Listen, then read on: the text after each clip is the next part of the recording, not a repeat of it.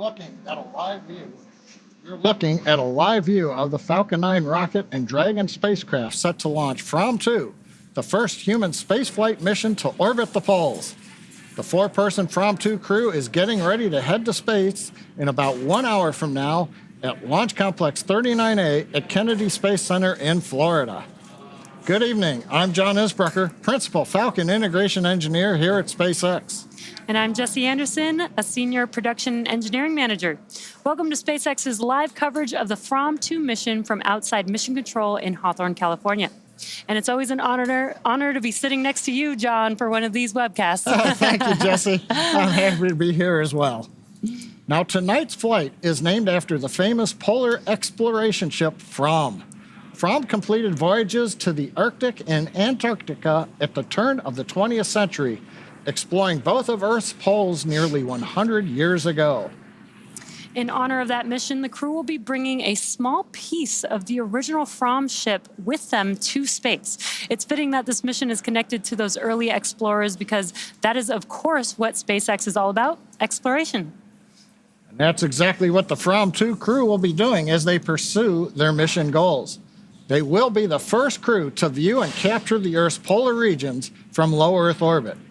Interestingly, the North and South Poles are not visible to astronauts on the International Space Station or to most modern human spaceflight missions. So this crew will be getting a truly unique view in space. Very unique. To achieve this, Fram2 will launch into its 90-degree circular orbit to the south from Florida, flying over Miami as well as Cuba and Panama, and just west of Ecuador and Peru. And that means that the teams are taking into account high altitude wind speed and direction in the unlikely event Dragon would need to perform a launch escape with its Super Draco engines. SpaceX, you are go for the launch team has implemented new wind rules to ensure Dragon remains offshore in any launch escape scenario, including flight further downrange. 5 preparation of LES arming of 4.100 launch preparation. We're hearing a little bit of discussion to the crew right now, as we're inside the 1 hour mark, just giving them some heads up on upcoming events. Now, if we did have an escape needed in flight, Dragon would fire its Super Draco engines to either overshoot land or to slow down. And these are known as prograde and retrograde burns, and they would ensure a water landing. And further downrange, Dragon could also turn sideways to perform an out-of-plane Super Draco burn that would push Dragon west into the Pacific Ocean. And separately, the southerly trajectory is also driving a partial boost back of the first stage booster, which we'll talk a little bit more later in the webcast. Now, inclination is defined as the angle of the orbit relative to the equator. A 0-degree inclination is right over the equator, whereas 90 degrees is right over the poles. Now, the closest any astronauts have come to this was during the Soviet Vostok and Voskhod missions in the early 1960s, and that has included Yuri Gagarin's flight. Now, those missions flew to about 65 degrees inclination. NASA's Space Shuttle flew one mission to 62-degree inclination in the 1990s. Fram2 is go for launch. SpaceX copies Fram2, go for launch. Fram2 crew giving a go for launch as we slowly get closer to T0 in 55 minutes. So one thing about that trajectory over the poles, the crew is going to truly go where no one has gone before. Quite literally.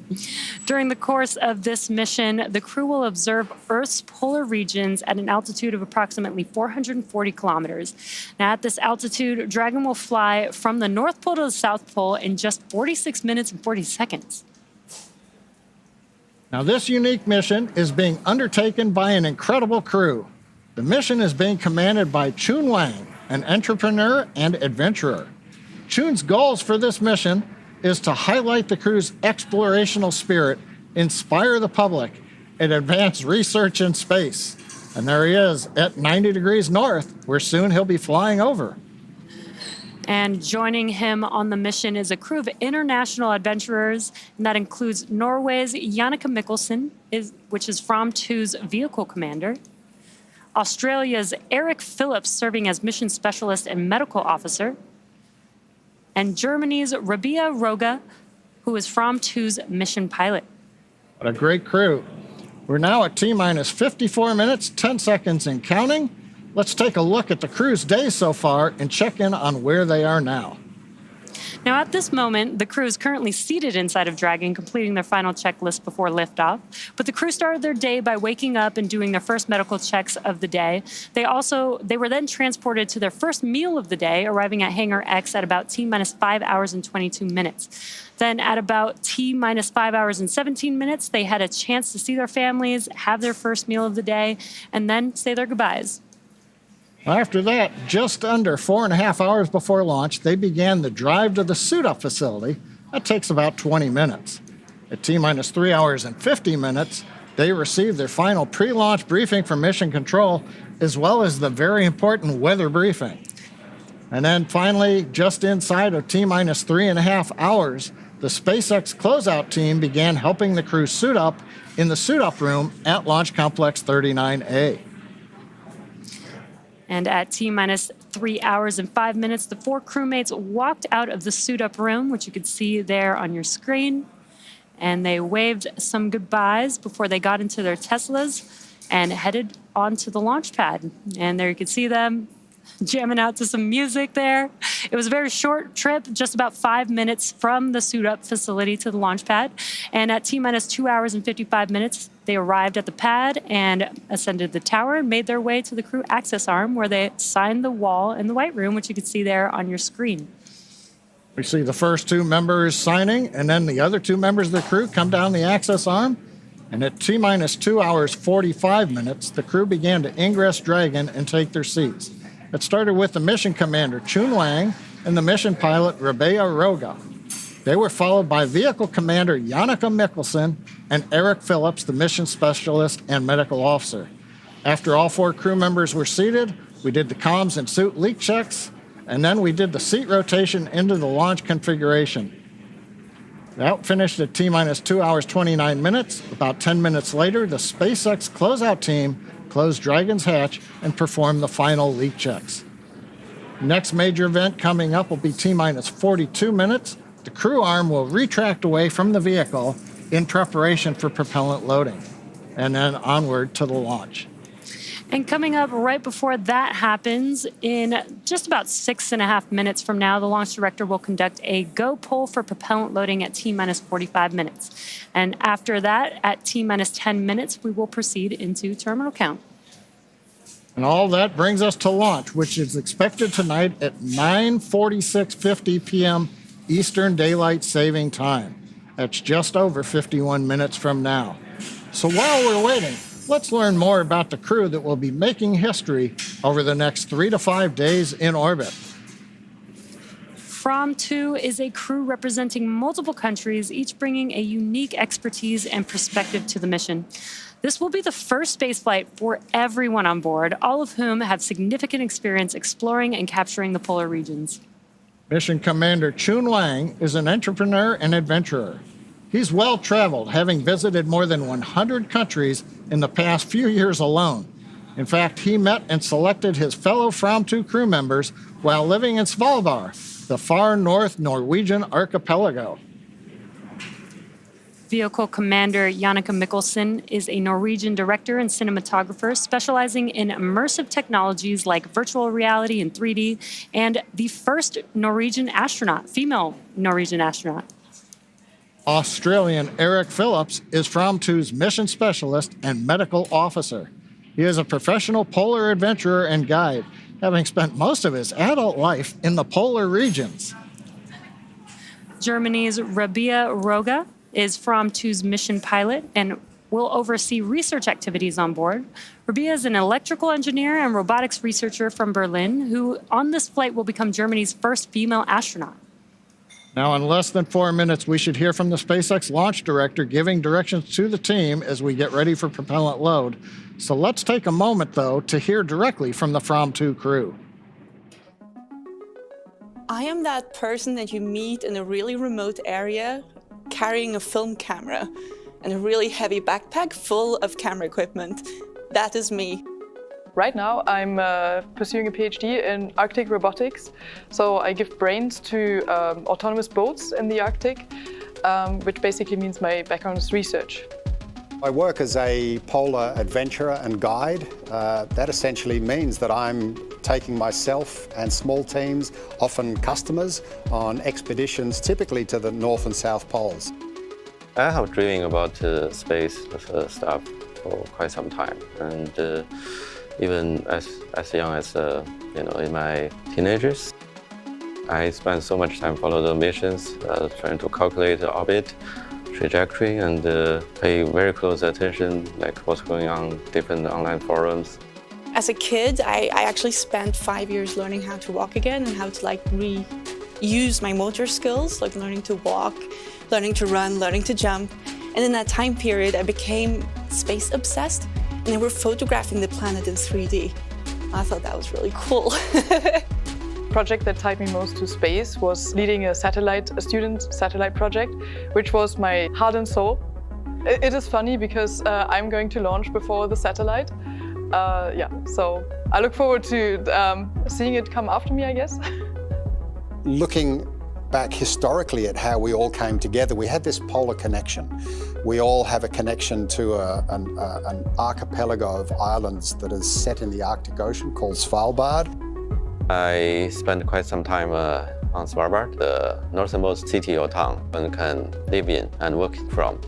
Every crew have a certain connection to Svalbard. Jannicke currently lives there, Chun has been there, Rabea and Chun have both joined me on expeditions there. So we kind of have this connective tissue, if you like. But it so happens that we're all bringing things into this mission that are critical. We will be doing something that is quintessential to humans, and that is seeing things with our own eyes. Yeah, the Fram2 mission is like my baby.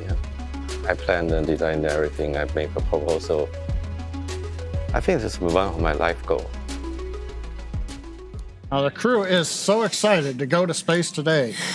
Now, currently at Complex 39A, it's T-minus 47 minutes and counting. Now, a little bit earlier at the T-minus 1 hour point, we loaded a small amount of RP-1 fuel into the Merlin rocket engines. It's a process known as engine bleed-in. The next major activity in the countdown is coming up. The launch director and launch team are preparing for the propellant load and launch pole. The launch director will also check with the Dragon mission director for their readiness to launch. The launch director is electronically polling the SpaceX launch team for their go, no-go to load propellant and launch. Once the poll is complete, the SpaceX launch director will make announcements on control room lockdown and protocols for holds or launch escapes. And then they also remind the team that inside of T-minus 10 seconds, only the computer will be able to abort the launch. Now, once the launch director gives these instructions, he will clear the team to proceed with moving the crew arm away from the launch vehicle. A couple of minutes after that, once the crew access arm is in the stowed position for launch, the crew will be notified to arm their launch escape system on Dragon. Now, and there's the crew right now inside the capsule, just waiting for the clock to tick down. Now, once that crew access arm is retracted, the escape system is armed. That sets the conditions for propellant loading to begin on Falcon 9. Now, as always with Falcon, once we start propellant loading at T-minus 35 minutes, that will commit us to launching. So if we have to hold the countdown after that point, there would be a launch scrub, and we would need at least 24 hours until the next attempt. Now, currently we're starting to get some of the electronic signatures on the go, no-go poll. Next up, we ought to hear the SpaceX launch director giving the instructions to the team at approximately T-minus 45 minutes. So we're going to listen in right now to the countdown net.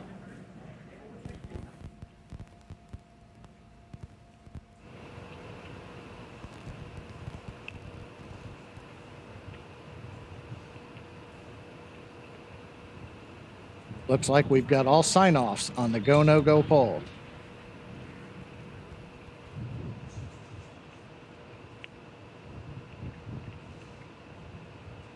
Now, as we mentioned, once we get the instructions to the team that Jesse just talked about, then we'll hear the next instruction, which is to prepare and retract the crew access. Station operators on countdown. The time polling is complete. Dragon and Falcon teams have pulled go for propellant load and launch. Stand by for control room and abort protocols. Now that's the great news we were For waiting all for. operators in MCCX and Hangar X, both control rooms go into lockdown in T-minus 45 minutes. Will remain in that state until the launch escape system is disarmed. All operators are to remain at their console and maintain a sterile cockpit until MD confirms successful disarming of the launch escape system following orbit insertion or propellant offload in the event of a scrub.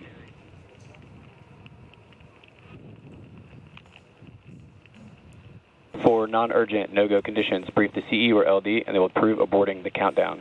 For urgent issues affecting the safety of the operation, operators shall call hold, hold, hold on the countdown net. Launch control will abort the launch auto sequence and immediately proceed into launch abort. At T-minus 10 seconds, launch control will be hands-off and relying on automated abort criteria for the remainder of the count. Operators advise the launch director where the structural breakup or fire is imminent occurring per Dragon manual escape flight rules. Launch control. At this time, you may proceed with arming the crew arm for movement. Proceeding on crew arm at this time. And great news, that was that briefing we were just talking about, John. Everything so far is go for propellant load as well as go for launch. And both Falcon 9 and Dragon are ready for launch today. Propellant loading will begin on time at T-minus 35 minutes. And right now... Crew arm retraction has started. What perfect timing. The crew access arm is now going to retract away from the vehicle, and there's a great view of that. I'll see if we get the shot from inside the white room, which we sometimes get. This is one of the last major visual milestones we'll see in preparation for liftoff. Once we get the arm retracted, and there's a view from inside the white room as we are moving away from Dragon. You can see the spacecraft there on top of the Falcon 9. Once we get retracted, we'll also hear the call out to arm the launch escape system. Once that's confirmed, we will then wait for the T-minus 35 minute mark, 7 minutes from now. That'll begin F9, Falcon 9 propellant loading. Now, the day began for the Fram2 crew members with suit up a couple hours ago. And the crew also has their tablets, which provides them with all the information that they'll need for the mission. Shortly Crew after... arm retraction is complete. Good call out. Yeah, we should hear the LD tell the MD to go ahead and arm escape system on Dragon next.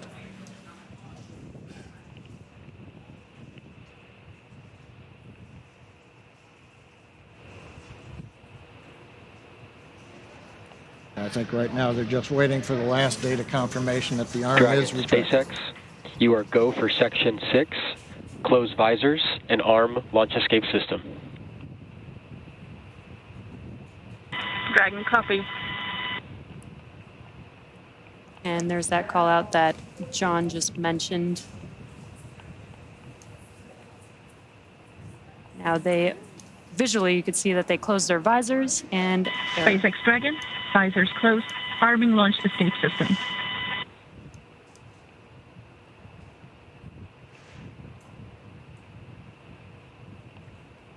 As a reminder, right now we have the 4 crew inside Dragon. They're the only people inside the blast area. The hazard corridor has been cleared. The SpaceX copies. We're monitoring. Monitoring indicates that the Dragon team here in mission control, they're looking at the telemetry, making sure that the escape system, all the valves open, everything works, and that we have armed the escape system correctly.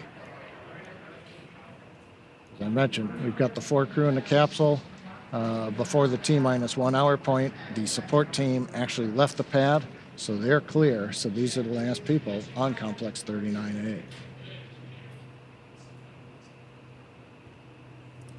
I mentioned some tablets that the whole crew has. They also have some displays right in front of them that the vehicle commander and pilot are able to see and monitor all the procedures that are happening with the vehicle. And now the view from 39A, nice view of Dragon, the spacecraft. You've got the pressurized section on top, and then the Launch trunk escape section. system is verified armed. Excellent news. Confirmation from the Dragon team that the escape system is armed. So we're all ready and set for that propellant loading to begin. Yep, we got another 4.5 minutes before we can start propellant loading. we saw the crew access arm come back, and we've talked about it before. It rotates away slowly. It took a couple of minutes or so before we got the call out that it was in the launch or the stowed position. Now, if there is an emergency where instead of Dragon using the Super Dracos to launch itself off of the Falcon 9, if they just said, hey, crew, you've got to get out, but do it fast, that arm doesn't take that slow amount of time to get back towards the capsule. It has a high-speed mode, and it will swing back in seconds, not minutes.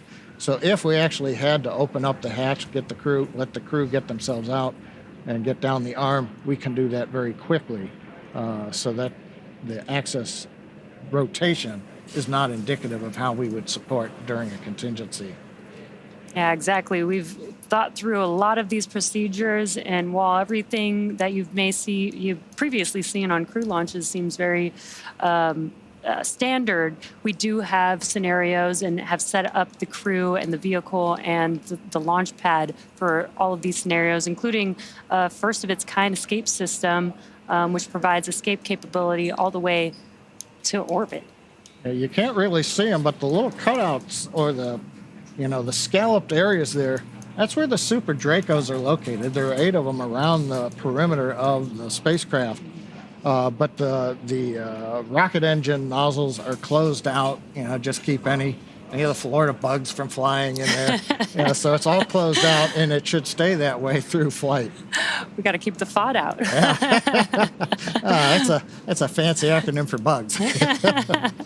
Now, you may have noticed a moment ago when we had the view out over the ocean, some flashes of lightning. Expect loud venting from the vehicle in 30 seconds. Yeah, that announcement, loud venting to the crew, that's as we're getting the Falcon 9 ready to begin loading propellant into the tanks. Yeah, and you're going to hear these kinds of call-outs. The crew is inside of Dragon, so they can't see what's happening outside of the vehicle, but they do hear a lot of sounds that are going on as the vehicle is preparing for liftoff. So the Falcon 9 tanks are venting for the start of propellant load. We're right on time, inside T-minus 37 minutes. Yeah, so the core is announcing these events so that the crew is aware of what's going on with it. Give them situational awareness, or SA as we call it. Now, right now, we're waiting for Falcon 9 propellant loading to start. That's our next major event in the countdown. We'll hear the call out on the countdown net that launch auto sequence has begun, and the crew will be informed of that by the launch director. So we'll begin with loading fuel onto both stages, both stage 1 and stage 2, as well as liquid oxygen onto the first stage. Now, that second stage fuel loading finishes fairly rapidly. The fuel tank on second stage is not as large compared to first stage. So we will actually finish that in several minutes, and then we will begin loading liquid oxygen onto the second stage. Now, as we wait for another minute for the start of propellant load, I was talking about the lightning we saw. We've had lightning in the area. We had a front just go through, and before we came onto the webcast, we were violating multiple rules. Lightning, anvil clouds, thick clouds, electric fields. All of those are slowly going away. The front is quickly moving to the east, but you're looking at lightning that is actually heading away from the launch pad. And the launch weather officer at Kennedy Space Center, Cape Canaveral, is telling us that there's nothing behind this front. So fingers crossed, but we expect right now the weather will cooperate. But as a reminder, when we start loading propellant in 20 seconds, that's going to commit us to the T0, and that'll be our only chance for this evening. Yeah, John, you mentioned all the weather scenarios that we have. The most important is what's happening at T0 and beyond. So it sounds like we are still go for launch, regardless of the current weather. Propellant load has started. And great call out there. Propellant loading has begun. Right on time. So now the propellant load for Falcon 9 has started. That means the 8 Super Draco engines inside Dragon are ready to launch the capsule away from the Falcon 9 rocket in an instant, should there be any kind of emergency associated with the rocket or the pad.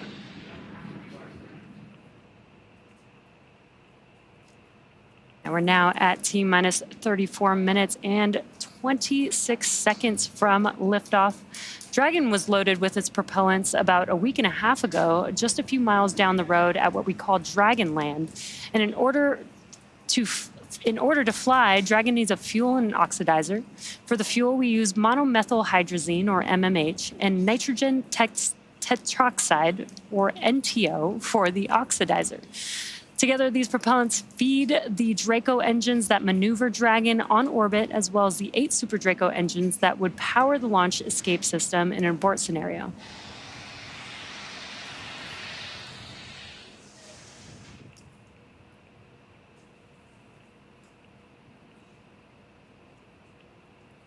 As we mentioned, in those abort scenarios, those 8 Super Draco engines inside Dragon are ready to be used should they be necessary.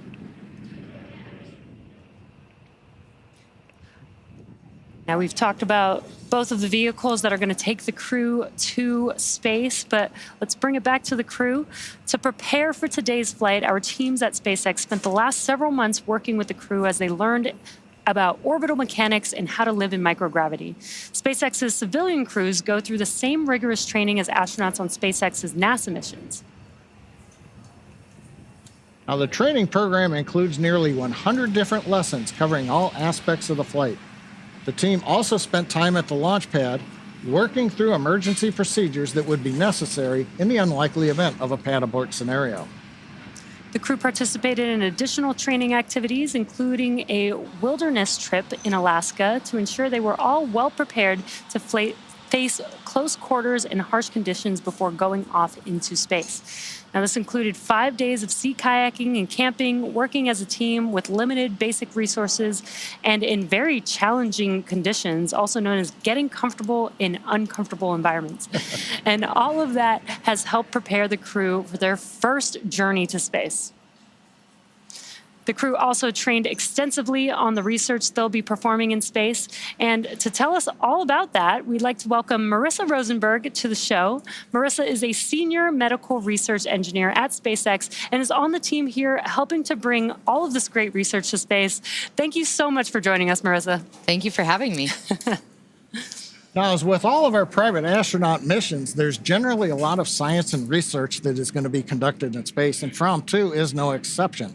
I understand that we've got, I think, about 22 experiments that we're going to be conducting over the next 3 to 5 days in orbit.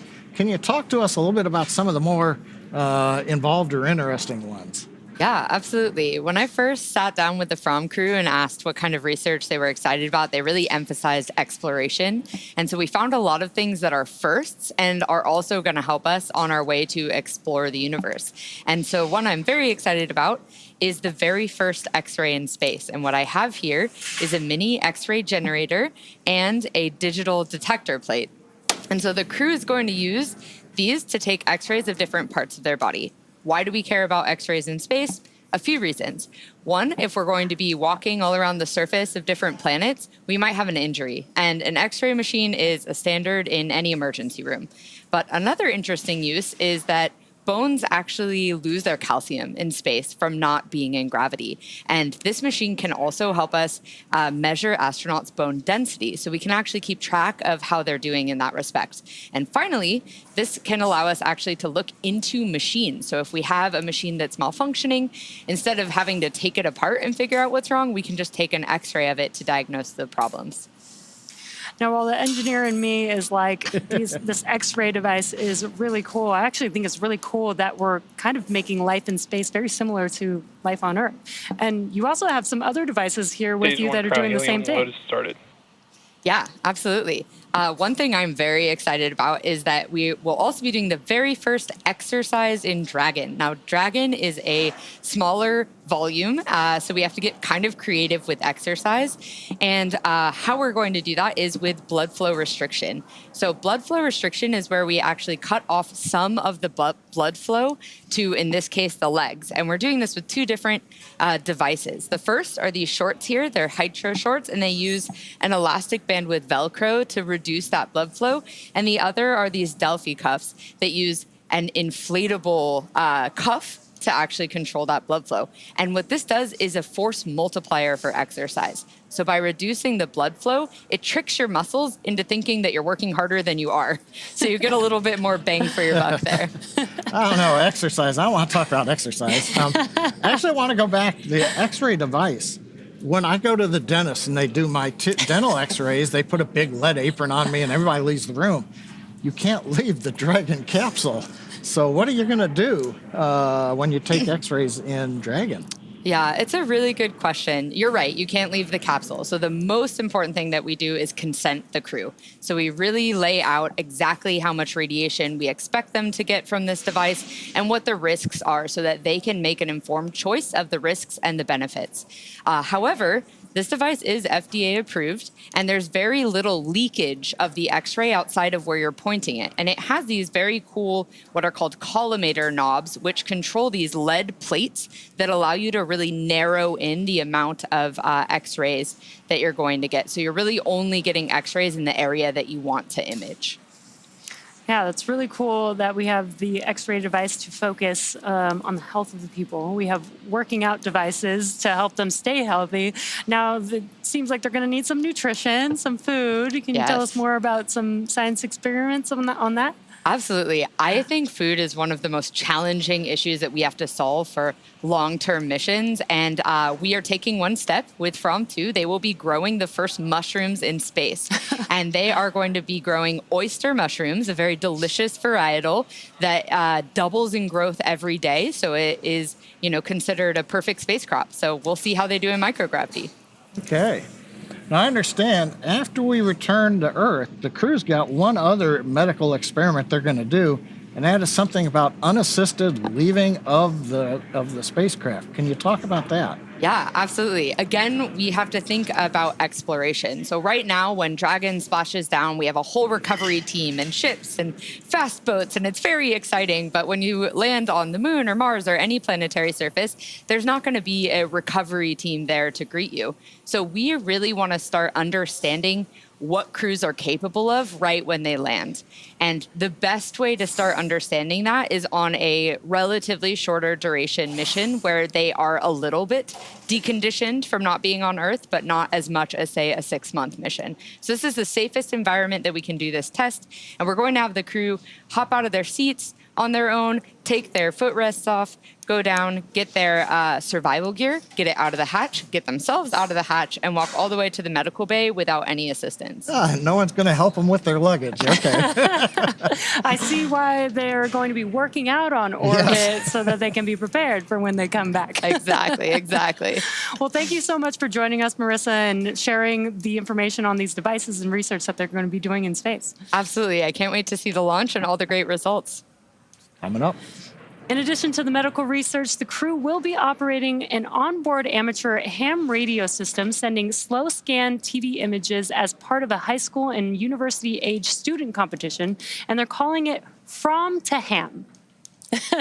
Now, while it is a competition for students, you can still try your hand at receiving images and solving the puzzle if you're a ham radio operator and you have the right equipment. You can check out the technical specifications at Fram2ham.com. Now, we had an opportunity to catch up with the crew to hear about several of the activities that they have planned for their time in space, including the Fram2 ham. Let's check it out. I'm an Australian polar adventurer, explorer. I've skied 4 new routes to the South Pole. These are expeditions that I've planned myself. I've looked at satellite imagery of these glaciers that have never been traversed before.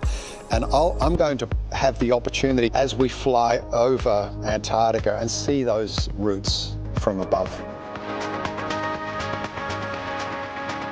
The primary goal of the mission is the observation, polar observation.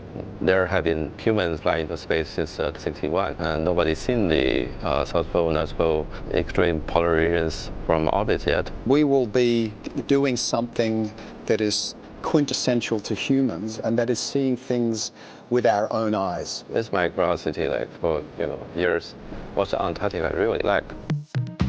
We don't know what we're going to discover. We are exploring a part of planet Earth from space that has never been explored. As a cinematographer, I'm excited about filming the aurora.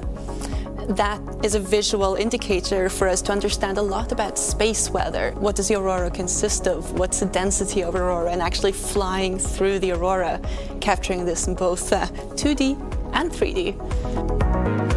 What I'm looking forward to do in space, looking forward to the research that we are going to do on orbit. I would say we have two main themes. So one is how do people adapt to extreme environments? Based on that, how do you increase the access to space for anyone medically without being a superhuman as in the olden days? I think astronauts before us were absolute heroes, right? But then it should shift from that to how does anyone go into space? I'm super excited for a ham radio competition that we will host. The idea is that we have different pictures of locations on Earth in the polar regions, which are also of relevance to polar history. But then we cut them up, mix them up, and we're just going to send them down through the radio, and people have to puzzle them together in international teams. Another thing that we plan to do in space is that we're bringing a synthesizer, and we want to sample some sounds that we can hear in space, some of the thrusters firing, for example, and integrate that into one jam, I think, which would be pretty cool. We know that photographs of the Arctic and Antarctica are available on Google Earth and through satellite imagery, but to see them from orbit may reveal things about these two areas, the Antarctic and the Arctic, that we have previously not known. Some people may think it's a tourist mission. I don't mind that. It's up to you to define what's a tourist mission, but for me it's an exploration. Dragon is the first private spacecraft to take humans to the International Space Station, and it's currently the only vehicle capable of returning significant amounts of cargo back down to Earth. Now, the crew will spend all their time in the pressurized section, which is the top portion of the spacecraft. This area allows for the transport of people and environmentally sensitive cargo. Dragon's trunk, which sits below the pressurized section, can carry unpressurized cargo if needed, and it remains attached to Dragon until shortly before re-entry into Earth's atmosphere. Now, we mentioned earlier in the show that this will be the first West Coast recovery with crew. This change was made to allow for the trunk to remain attached to Dragon through the deorbit burn, and then it will ensure that it falls safely into the Pacific Ocean. Like the Falcon 9 first stage, Dragon is also reusable. This will be the fourth flight for this Dragon named Resilience, which most recently supported the Polaris Dawn mission last year. And just like on Polaris Dawn, the Fram2 crew will have access to high-speed internet in space via the Starlink network. Dragon is carrying what we call a plug-and-placer, a device that is linked to a Starlink terminal in Dragon's trunk, which is connected to a router, providing Wi-Fi for the crew. The placer is responsible for establishing and maintaining a laser communications link with Starlink satellites, which will be in orbit with Dragon. Using this hardware, Dragon will attempt to talk to Starlink the same way Starlink satellites talk between themselves, which is with lasers. Now, over the last 5 years, and not including Fram2, Dragon has supported 16 human spaceflight missions and flown 62 crew members representing 14 countries. Through the Axiom, Inspiration 4, Polaris Dawn, and Fram2 missions, Dragon is helping lay the groundwork for deep space exploration, rapidly expanding our knowledge of how humans can adapt, live, and work in outer space. Dragon has proven to be quite a versatile spacecraft. It can autonomously dock to the space station when outfitted with the ISS docking adapter, which you can see on your left hand of the screen. Dragon can also be configured with hardware to support a spacewalk, which made its debut on the Polaris Dawn mission last year, and you can see that on the right hand of your screen. And in free flyer mode, in the center of the image, that's the docking adapter removed, swapped out for a cupola, and that's as it's configured for the Fram2 mission. And right in front of us, this is actually a mock-up of the cupola right here. It's essentially a large dome-shaped window, providing incredible 360-degree views while in space. Hello, Sarah. Now, the cupola first debuted during the Inspiration 4 mission in 2021. Now, Dragon does have other windows on the sides of the spacecraft that the astronauts can use, but they're a lot smaller. The cupola replaces the docking port or Skywalker hardware at the nose of the spacecraft, which is not needed since Fram2 will not be docking with the space station or doing a spacewalk. And being surrounded by a glass dome is probably the closest feeling you can get to being out in space without going outside of the spacecraft. And Fram2 will be the second crew to experience Dragon's cupola while in orbit. Here's a little bit more from the SpaceX team on developing the largest window in space. When we started thinking about the cupola, it's more than just another window in space. It's an extension of the Dragon spacecraft. So when we got into concepting, it has to have the same feel and aura of the actual Dragon spacecraft. You are go to open the forward hatch for cupola use, and please enjoy the best view off the planet. When the forward hatch first opens, you can look up and you see immediately that there's a large window up there with the 4 Draco shields protecting the bubbles from the Draco pulses. If you look at the videos from Inspiration 4, you can see their jaws all drop just looking out the forward hatch, not even being in the cupola. The most notable thing to me is that it looks so simple on the outside, but the deeper you go, the more you uncover more complexities within it. There's 3 different bubbles that make up the cupola. The exterior-most bubble is our thermal bubble, which is designed to protect from micrometeorite debris that we could experience on orbit. The center bubble is the pressure pane, which holds in all the pressure. And the innermost pane is our scratch pane, designed to protect from anything that the crew inside might be doing. It's actually made from acrylic and polycarbonate layers, but you also have technologies that are in, say, fighter aircraft that are applied to the cupola. We have a coating called indium tenoxide, which keeps the temperatures down on the inside of the cupola space. All these aspects are tested on the ground and made sure that we operate safely and that we know that when the astronauts are going up there that they have a great time. What makes this the largest window in orbit? It's just the overall size of it. I feel like it's just so immersive, like you're inside of the bubble and you're looking out and space is literally all around you. I think the experience of having the cupola on Dragon makes it such that Dragon is the experience. Even when we fly our short duration missions to the ISS feels like the destination and the experience, whereas having the cupola on Dragon really makes Dragon and being inside the cupola the destination.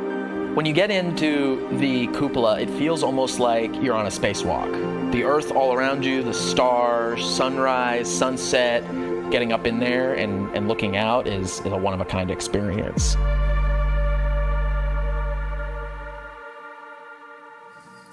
Now, joining us now are 2 SpaceX engineers who made their spaceflight debut on Polaris Dawn.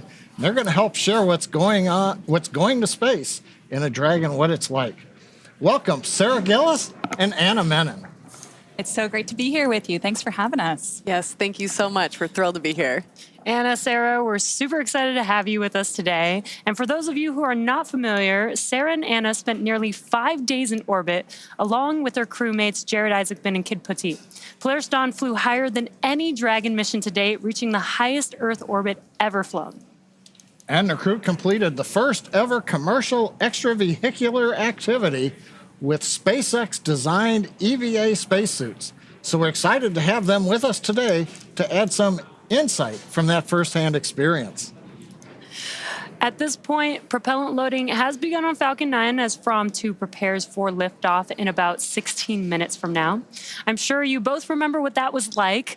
What do you think the crew is doing right now, and what do you think is on their minds?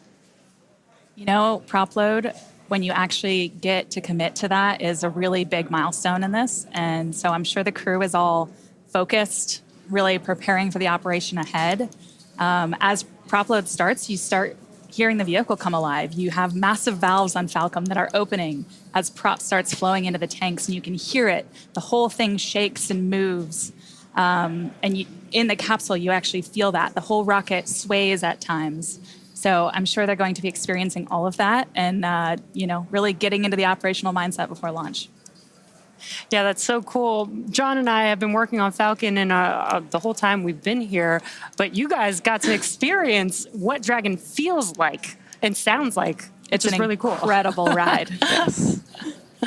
Yeah, right now, you both are very familiar with Dragon, but not based on your spaceflight experience, but the roles that you had even before you flew in Dragon. What were those roles that you were involved in? Absolutely. So I actually started as an intern at SpaceX a long time ago, working on the interior of the Dragon spacecraft, helping test the interfaces That led to building the astronaut training program here, supporting Bob and Doug through preparing our first crew to go to space. And then that led to supporting the Inspiration 4 crew on the first all-civilian mission. And I worked on the operations team, and one of my favorite parts of that job was working in mission control. So one of my roles there was as a mission director. And the mission director is the person that leads that team behind us in mission control. It's the team of engineers and experts in systems, and together that team helps fly the Dragon mission. They respond to anomalies real time if they occur, they help keep the astronauts healthy and safe, and they help ensure all of the mission objectives are accomplished successfully. Now, the Dragon that's supporting today's Fram2 mission, that's the same one that you all flew in on Polaris Dawn. So Jesse and I haven't been inside Dragon, we're Falcon. But what's it like living on orbit inside of a Dragon? Or even going through the countdown right now? Living in Dragon is absolutely incredible. It feels like a Dragon is alive around you. So you have the sound of fluids moving through the walls around you as you're living in there. You hear valves opening and closing, and periodically you hear the Dragon Draco thrusters firing as Dragon works to keep attitude control. And then also when we do burns, it's a whole melody. And so it feels like it's alive around you.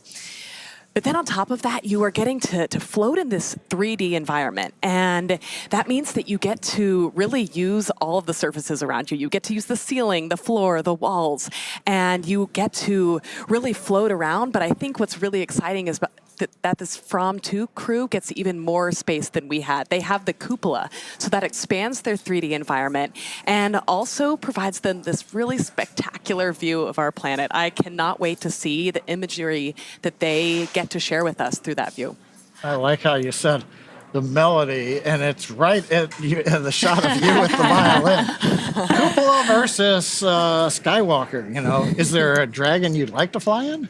Oh, man. You know, the spacewalk was extraordinary, so I'm really grateful we got to do that. But I think the views they're going to see through that cupola of the poles are going to be astonishing. I'd say any Dragon is a good Dragon. I agree. Any Dragon is a good Dragon. We are so excited to hear so much more about your guys' experience as we count down to Fram2's launch today. So we're about T-minus 12 minutes from liftoff, and while the countdown continues, let's meet the launch vehicle taking Fram2 to space today. Take a quick look here in the last minutes, but Falcon 9 is the first orbital-class rocket capable of reflight.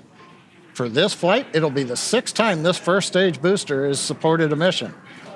Now, together, Falcon 9 and Falcon Heavy have completed more than 450 launches, including one earlier today, and over 380 reflights. That's a lot of launches. And the Merlin 1D engines on the first stage are optimized for sea level. These achieve 190,000 pounds of thrust each during ascent and descent. And at liftoff, Falcon 9's first stage has thrust greater than 5 747 airplanes at full power. And the MVAC engine, which has a much wider nozzle, is optimized to 220,500 pounds of thrust in vacuum. Can you tell us how the ride was on Falcon? Riding on Falcon is extraordinary. It is my absolute favorite roller coaster. At liftoff, you are momentarily suspended in a way that just defies physics. And then you start accelerating, pushing out through the atmosphere. I think a moment that stands out is main engine cutoff when you're first thrown into your straps, and it feels like the longest 11 seconds while you're waiting for a second stage engine to ignite. And then you start accelerating, and finally you end up in your orbit. Again, engines cut off, you're thrown forward, and then it's totally calm. Everything kind of lifts off, starts floating around you, but it goes from really loud to really quiet and serene. Can you imagine saying that it was really calm when you're going 17,500 miles per hour? Believe it or not, it is. That's pretty wild to hear. Yeah. Now, on Polaris Dawn return to Earth, you splashed down off the coast of Florida, but this flight, Fram2, is the first time we'll be heading to the new location.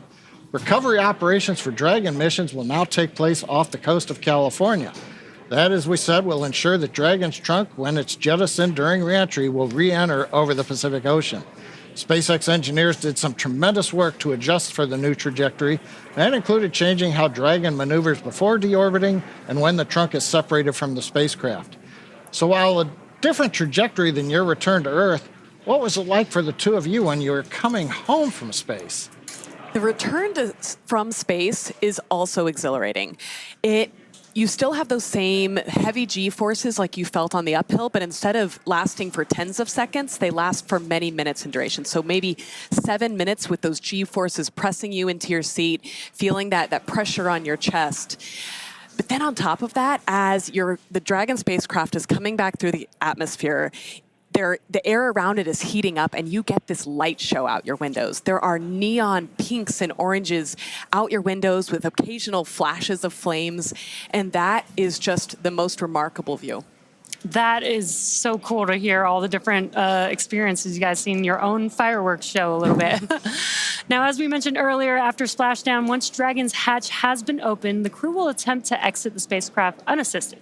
This is the first time this will be attempted with Dragon, and we are studying the crew's ability to exit Dragon without additional medical and operational assistance. Exiting the spacecraft without help will become more important for missions to places like the Moon and Mars, where the crew may need to exit their landing vehicle unassisted. Okay, we've just got a few seconds before we get into the next major event in the countdown, but we're going to put you on the spot. You're the only two of us that have been to space and have gone through the splashdown. What's it like trying to get out of the capsule? Do you want dolphins? The dolphins were incredible. It's very interesting readapting to gravity and taking those first steps. I think it's a great research experiment. This is seat 1. How many times have you been to the South Pole before? To the South Pole, around 10 or 12 times, but to both poles combined, around 30. How long did you take to ski there? My last expedition in Antarctica, I skied a new route they're talking to the crew about their Fourth Glacier and across the plateau to the South Pole. This expedition was almost 900 kilometers, and it took me 50 days to complete. Can you believe that in just 42 minutes we'll fly from here in Florida to the South Pole? Unbelievable.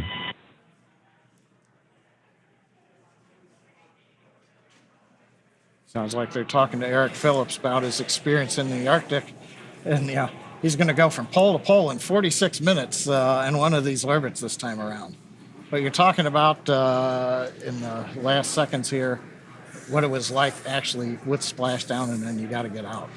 It's one of the coolest moments coming home and getting to see all of the people back on the boat to get you out. Stage 1 has started. And so I think it'll be really interesting to see them kind of get more equipment out and proceed out of the capsule by themselves. And we just heard a stage 1 engine trill has begun. You guys being on the vehicle during this time, could you feel that or hear that happening? So I remember, notable kind of popping sounds as we progressed through different major stages of the prop load. At this point in the countdown, I remember getting really focused, knowing that we were really close and those seconds are just flying by. I'm sure there was a lot of other things on your mind. Stage 1 RP1 load is complete. Oh, we heard the call out. Stage 1 fuel load's complete. We're right on the timeline. Right now, we're down to just liquid oxygen loading on the second stage. Now, were you hearing these kind of announcements from the Corps, letting you know where we were going through? Yep, they're keeping you up to speed on everything. You hear the loops coming through the spacecraft, and it's, as Anna said, it goes by so quickly in these last couple minutes before launch. Yeah, and we are just under a minute away from the Dragon vehicle transitioning into terminal count. That's where the internal flight computers will take control of Dragon. Did you guys experience any difference with that, or did it feel the same? That felt the same, but we knew the words that indicated that transition, and so when that happened, we knew it was go time. Okay, T-minus 5 minutes, 23 seconds and counting. As we were just mentioning, we're coming up on the announcement to Dragon to configure for terminal count. We'll also be going to internal power on the Dragon spacecraft. So we're going to listen to the call out from the Dragon team and the Corps as we get through this next milestone in the countdown. Falcon 9 tanks are pressing for Stromback retract. Dragon is in configure for terminal count. Great news. The strong back that you heard called out there is the transport erector, which you can see on your screen just to the right of the vehicle.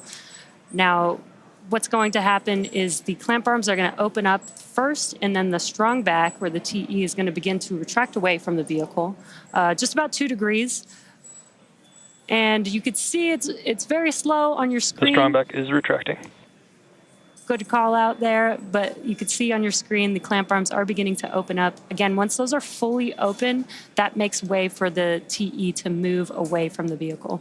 Yeah, and we heard the call out. We're pressurizing for strong back retract.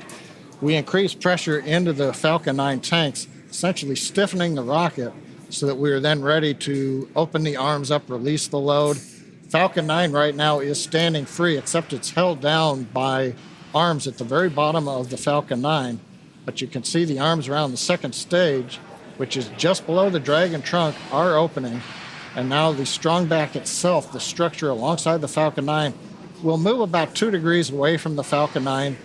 And then at liftoff, hydraulic arms will pull it to a position 45 degrees away as the Falcon 9 lifts off from pad 39A. Now, next activity we ought to hear is the strong back retract is complete. We might hear that call out, we might not. And then we're also finishing up liquid oxygen loading on the first and second stages. Yeah, at this point, fuel is loaded on both the first stage and the second stage.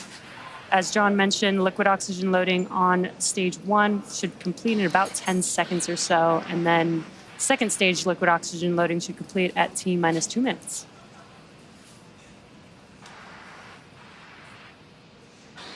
Just waiting to hear the call outs right now for stage 1 LOX load.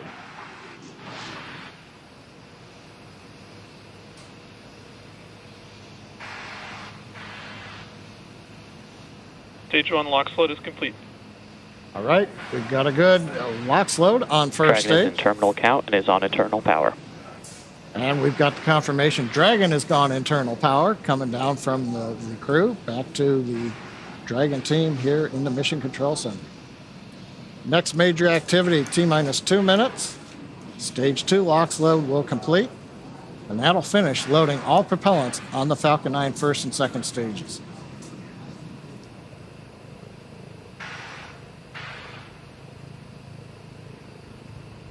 We do have a crowd building up here in front of Mission Control.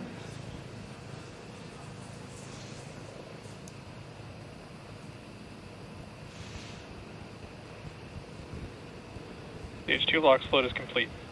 All right, Great right news. on time. Yeah. It's getting pretty exciting here as we get just under a couple minutes away from liftoff.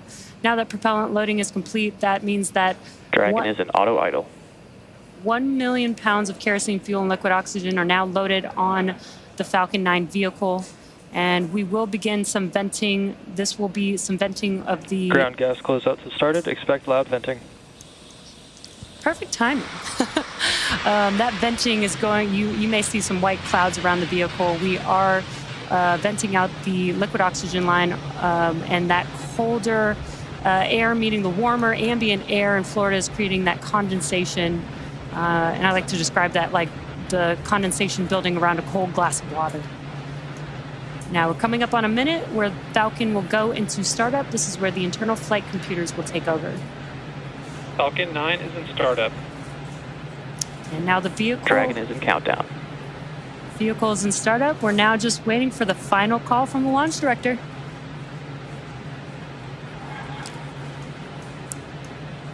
Dragon, SpaceX. Go for launch. And great news, we are go for launch. SpaceX Dragon, Fram2, go for launch. And heard one call T-minus from the 30 crew. seconds. One last call from the Fram2 crew. Let's watch as the Falcon 9 vehicle takes Dragon and Fram2 into space.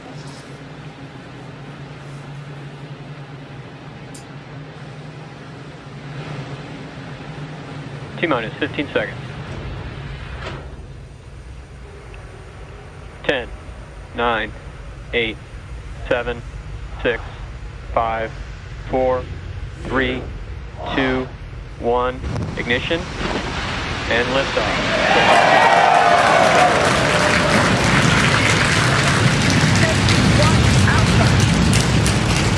Copy, 1 Alpha. Vehicle is pitching downrange. Stage 1 propulsion is nominal.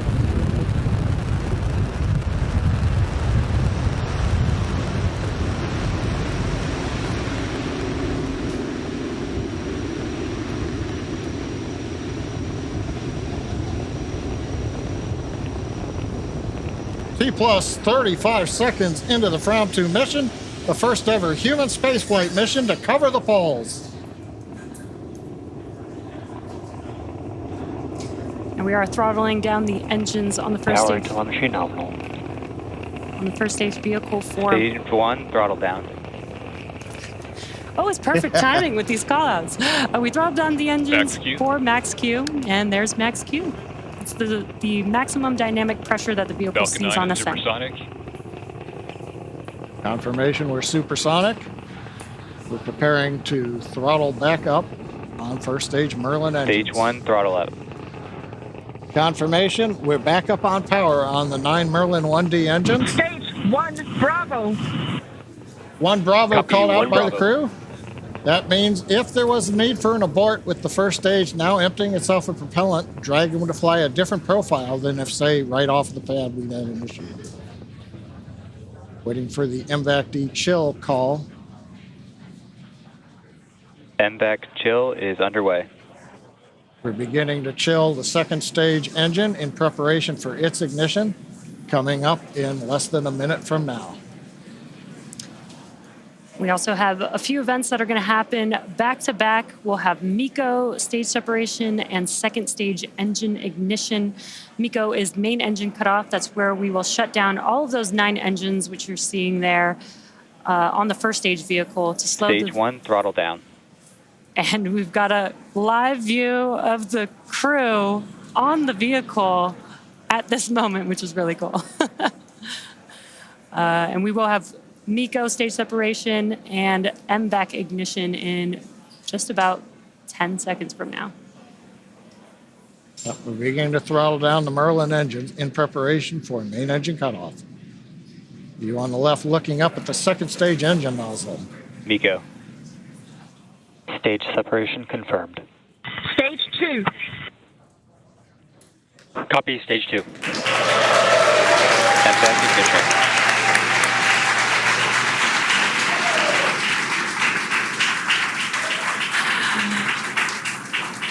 And there we just saw MECO stage separation. The MVAC engine has ignited, and we've also started the boost back burn on the first stage, which you can see there on your left-hand screen.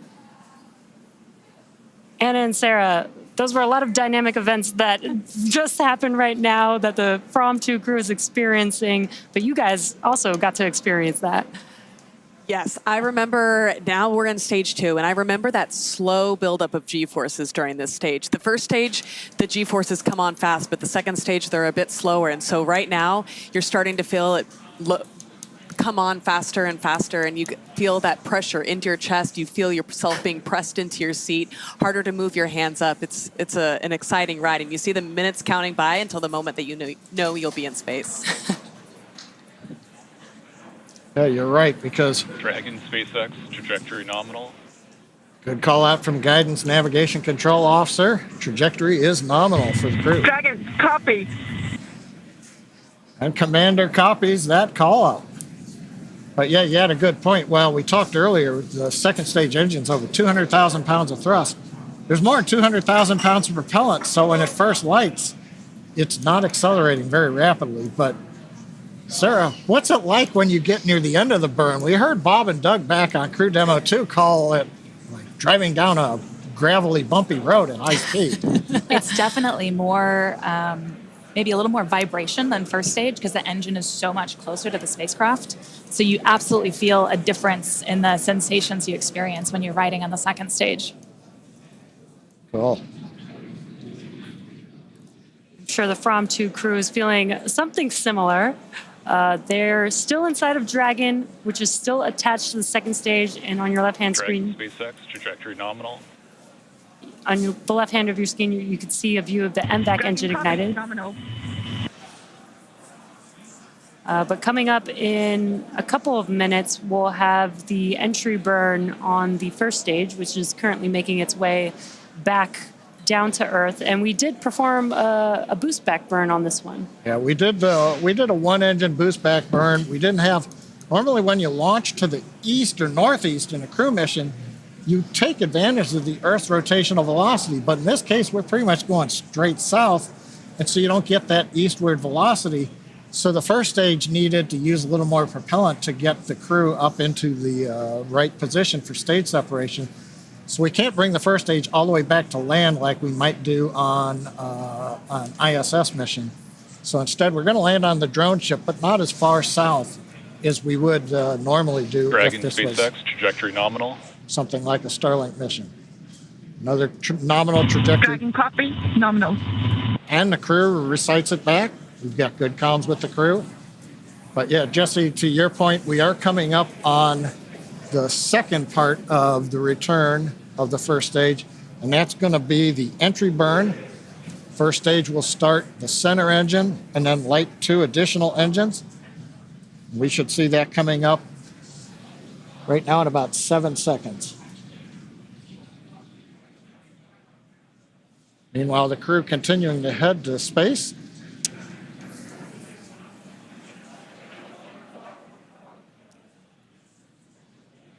During this time, we would continue to monitor the altitude as the vehicle kept rising and rising. Yeah, you got the displays there where you guys can monitor that during the launch. Dragon SpaceX, trajectory nominal. And we did see on the left-hand screen that the entry burn has begun. Copy, nominal. Entry burn did complete. We didn't hear any callouts, but we do have a green screen here. We have a good entry burn. Second stage continuing to head towards the separation orbit. First stage heading to the drone ship. Stage 2, FTS has safed. We are expecting the landing burn on the first stage to occur in about 20 seconds from now. That'll just be a single engine burn on the vehicle. Once again, the M1D engines have about 190,000 pounds of thrust, which is just enough to slow the vehicle down just in time for landing. Panama. Copy, Panama. It's another abort call out on the second stage. You're on the space station, you hear it called Shannon. That tells you where you can reach if there's a problem right now.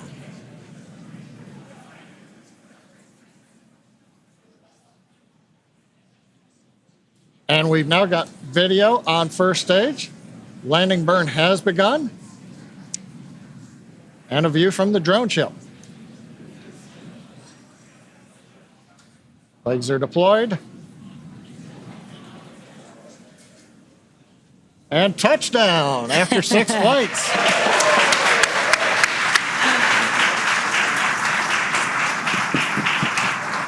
And the booster that has taken the Fram2 crew out into space has now made it back to Earth. Yeah, Jesse, we just heard the call out. I don't know if you hear it in the capsule on your flight, but we heard the terminal guidance call. We've essentially reached the altitude. Now we're working the angular momentum of the orbit. So we're going to listen in. We're just seconds away from shutdown. And about less than a minute after that, we should have Dragon separation from the second stage.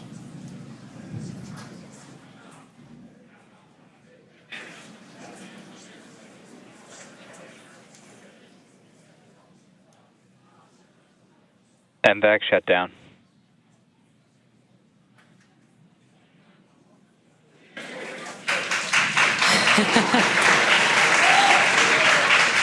Dragon SpaceX, nominal orbit insertion.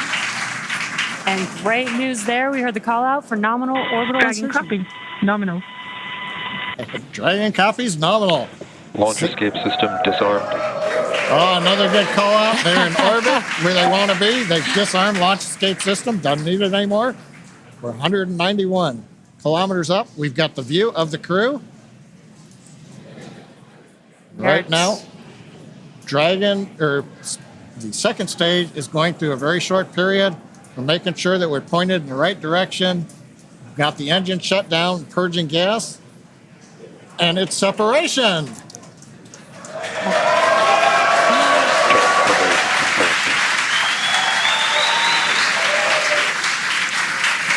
Fram2 crew is flying on its own on Dragon. Dragon, on behalf of the Falcon team, we're honored to deliver you safely to your polar orbit.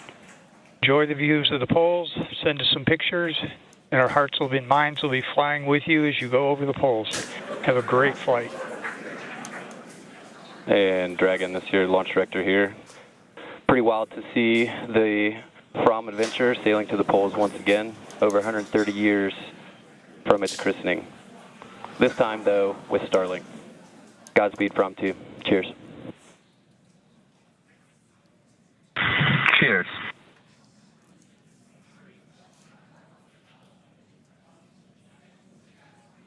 SpaceX team calling up to Dragon.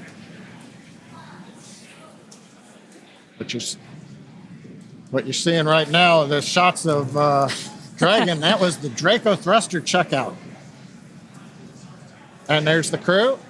And I think Jesse and Sarah on the right next to one of the small crew windows, that's probably their zero-G indicator, as we call it.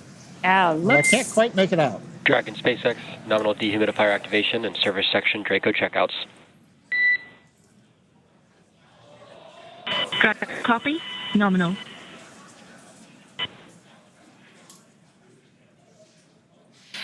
And as we don't have views, what you're seeing there on your screen is mission control here in Hawthorne. Again, the crowd that we had watching the Fram2 crew launch into space. We also saw the zero-G indicator. Hopefully we'll get another live view where we can see what the zero-G indicator was. You guys had a zero-G indicator on your mission, so you know, and I'm probably very connected with the tradition of being able to pick out the zero-G indicator. That was my first task as soon as we arrived on orbit, was to reach down and get the zero-G indicator out, our little dog asteroid. But I think it's honestly one of the coolest moments, the first time you arrive on orbit and suddenly physics has broken and everything is floating in a way that is so different than anything you've seen before. That's so cool to hear that from you, because seeing the zero-G is actually my favorite part of crew launches because of the same reason. Like, oh, it's the first moment you actually see that it's your evidence that they are in microgravity. Absolutely. But I also love the tradition of being able to pick it out and the meaning behind the zero-G for each mission. I've got to ask, the Dragon separation, it comes so quickly after the second stage. But when you got separated from the second stage, was there like a wave of relief, or was it business as normal? I think there was a sense of joy in, recognizing that there were so many important steps that had to happen in order to get us to that point, and recognizing that we had reached that point, but then also knowing that it was time to get to work. We had a lot of objectives ahead of us. It's really the moment the spacecraft comes alive. Like during Draco thruster checkouts, the nose cone opens, you activate your environmental systems. So you go from launching on a rocket to flying in a spaceship. And it's this really cool transition where now you are alone in your spacecraft in this little habitat keeping you safe for the next couple days in space. And at the same time, maybe it dawns on you that says, this isn't another simulation. We are here. This is it. We are in space. We don't go home today at the end of business. We're going to do our work. And you two are very familiar with training over and over again. And now you guys got to experience space. The Fram2 crew is now in space, in orbit, but there's still events happening, as you mentioned. We talked earlier about kind of maybe feeling a little calmness, but you said that there's still things that you can hear going on. Can you hear like the nose cone opening? Do you recognize those events by the sounds? You certainly recognize the Draco checkouts by the sounds. Just like you have that melody for Burns, it's a particular melody for the Draco checkouts, and it's fabulous. They do work in sync with each other, yes. right? Yeah. I don't think we heard the nose cone at all. Yeah. You watch it, you see the video feed of it opening, but it's very quiet. Okay, that's one thing. We're listening to some of the nets. The next activity that Dragon goes through right now is the nose cone deploy sequence, which does not expose a docking adapter to go to the space station. It exposes the cupola, so the crew will get a view right off of the bat. but we're waiting to hear any call-outs if the various hooks have finished retracting and now the nose cone deploys, flips on the hinge and then exposes everybody to the great views that hopefully they're getting through the cupola on space. Yeah, I think they'll be, once they get out of seats, they'll have to get out of their suits, and then that nose cone is open. They'll have the forward hatch between them and the cupola at first. And then at some point in the mission, they'll get the go to proceed with opening that. But I'm so excited for them to get into the cupola for the first time. Yeah, I stand corrected. They can't look through the window yet. And we've got confirmation on a back net that the nose cone is open. So another major milestone on the mission. So overall, it's, what can we say? The Fram2 crew, they're now in orbit. Now they're scheduled to spend up to 5 days in space before splashing down off the coast of California, becoming the first SpaceX crew to return to one of our new West Coast recovery sites. The Fram2 mission is the first human spaceflight in polar orbit and will fly over the North and South Poles and unlock new possibilities. Throughout the 3 to 5 day mission, the crew plans to conduct 22 research projects to help advance humanity's capabilities for long-duration space exploration and understanding human health in space. And we really want to thank both of you, Anna and Sarah, for joining us today, sharing your insights, sharing all of your experience, especially throughout the dynamic events happening with the Fram2 crew. Thank you so much for having us, and Godspeed Fram2. Yeah, thank you so much. Godspeed Fram2, Godspeed Dragon Resilience. And thanks to both of you also. Now, of course, we'll be back to bring you the live coverage of Splashdown when the crew returns to Earth. Now, you can stay on top of updates from the crew by following us on X at SpaceX. We can also keep tabs on the mission with the Dragon Tracker on SpaceX.com. There's a view of the Dragon Tracker right now. You can see follows Dragon. So go to the webpage, SpaceX.com. You get an idea where Dragon is, and you notice right there, we are heading south to the South Pole right now, right on trajectory. So I also want to thank the Range and the FAA for supporting today's mission. And thank you all for watching and logging on. And we'll see you next time.